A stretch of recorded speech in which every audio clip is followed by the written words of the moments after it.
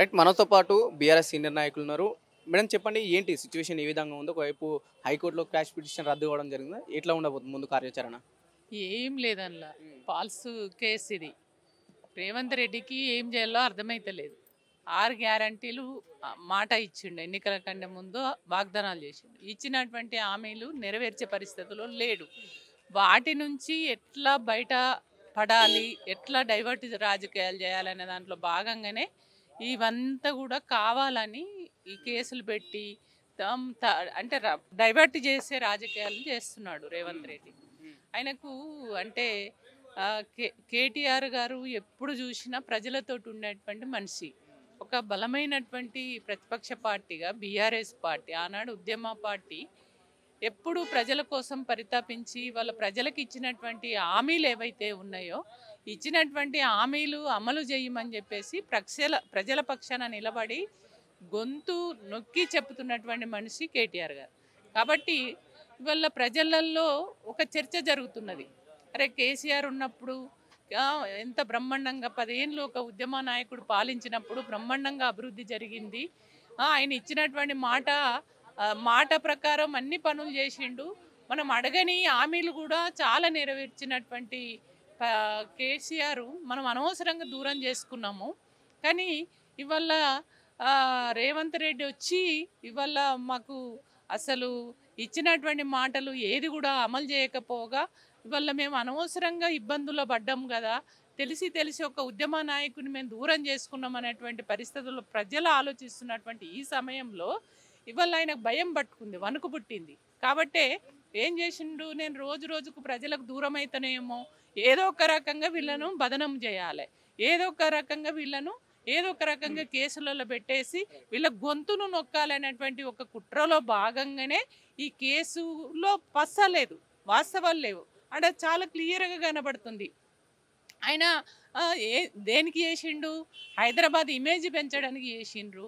రేపు ప్రపంచంలోనే 29వ రాష్ట్రం నెంబర్ 1గా ఉండాలి, హైదరాబాద్కు కంపెనీలు రావాలి, మా హైదరాబాదును ప్రపంచంలో ఒక మంచి గుర్తింపు రావాలనేటువంటి ఒక మంచి ఉద్దేశంతో చేసినాడే తప్ప ఇవల్ల వేరే ఉద్దేశంతో కాదు. అదే ఖచ్చితంగా క్లియర్గా మొన్న గంటన్నర మొత్తము అన్ని వివరాలు చెప్పిండ్రు. ఏది కేటీఆర్ గారు అంత స్పష్టంగా ఇవాళ ప్రజలు కూడా ఆలోచిస్తున్నటువంటి పరిస్థితి. కాబట్టి ఇదంతా కావాలని రేవంత్ రెడ్డి ఆడిస్తున్నటువంటి డ్రామా. రేవంత్ రెడ్డి కావాలని కేసులు పెట్టి ఈ రకంగా ఇబ్బంది పెట్టాలి, డైవర్షన్ పాలిటిక్స్ తప్ప ఇంకొకటేం కాదనేది చాలా స్పష్టంగా అర్థమవుతుంది. ఈరోజు కేటీఆర్ గారిని అరెస్ట్ చేయటం అనేది మరి రేవంత్ రెడ్డి సర్కార్ చేస్తున్న కుటిల ప్రయత్నం. దీని మీద ఎక్కువగా మాట్లాడదలుచుకోవట్లేదు. తెలంగాణ ప్రజల్ని ఒక ప్రశ్న అడుగుతున్నా. గడిచిన 10 సంవత్సరాలలో తెలంగాణ అంతకుముందు ఎలాగుండే, గడిచిన 10 సంవత్సరాల్లో ఏ విధంగా అభివృద్ధి చెందిందనేది ఒకసారి తెలంగాణలో ఉన్న ప్రతి ఒక్క పౌరుడు కూడా ఆలోచించుకోవాలి. ఈరోజు కేటీఆర్ గారిని అరెస్ట్ చేస్తున్నారు. దేనికి అరెస్ట్ చేస్తున్నారు? ఫార్ములా ఈ రేస్ తీసుకువచ్చి తెలంగాణలో హైదరాబాద్ బ్రాండ్ ఇమేజ్ పెంచినందుకు అరెస్ట్ చేస్తున్నారా, లేకపోతే ఫార్ములా ఈ రేస్ని తీసుకొచ్చి 700 కోట్ల ఆదాయాన్ని మరి రాష్ట్రానికి చూపించినందుకు అరెస్ట్ చేస్తున్నారా?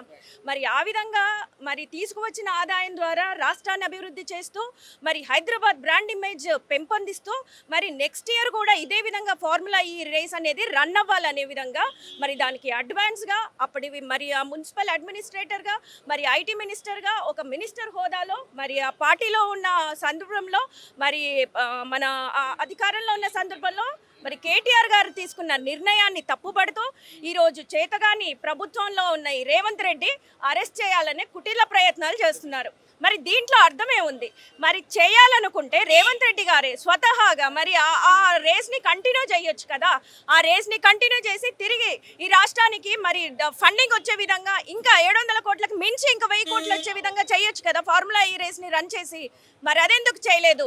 మరి అదేవిధంగా ఆ ఫార్ములా ఈ రేస్కి సంబంధించిన వాళ్ళు వచ్చి హైదరాబాద్లో కలిసినా కూడా ఆ రేస్ని క్యాన్సిల్ చేసుకొని వాళ్ళు కలిసిన విషయాన్ని కూడా బయటికి తెలియకుండా దాచిపెట్టడంలో ఆంతర్యం ఏంటని నేను రేవంత్ రెడ్డి గారిని ప్రశ్నిస్తున్నా.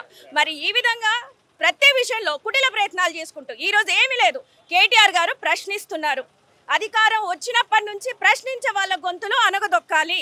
ఇది మాత్రమే రేవంత్ సర్కార్ చేస్తుంది. అభివృద్ధి మాకొద్దు, ప్రశ్నించే గొంతులు అణచివేద్దాం. కాబట్టి ప్రజలు మీరు ప్రశ్నించడం మొదలు పెట్టండి. ఏమైంది అభివృద్ధి? అంతకుముందు చేసిన అభివృద్ధి ఏమైంది? దాన్ని ఎందుకు కొనసాగించట్లేదు? ఉన్నదాన్ని ఎందుకు అభివృద్ధిని అంతా కూడా ఈ విధంగా చేస్తున్నారు? కేటీఆర్ గారిని ఎందుకు అరెస్ట్ చేయాలని చూస్తున్నారు? వీటన్నిటి మీద మరి ప్రజలే ఆలోచించాలి. కేటీఆర్ గారి అరెస్టు ఎంతవరకు మరి సమర్థించదగిందో మరి ప్రజలే నిర్ధారించుకొని వాళ్ళే ఈ రేవంత్ సర్కార్ని ప్రశ్నించాలని నేను కోరుకుంటున్నాను.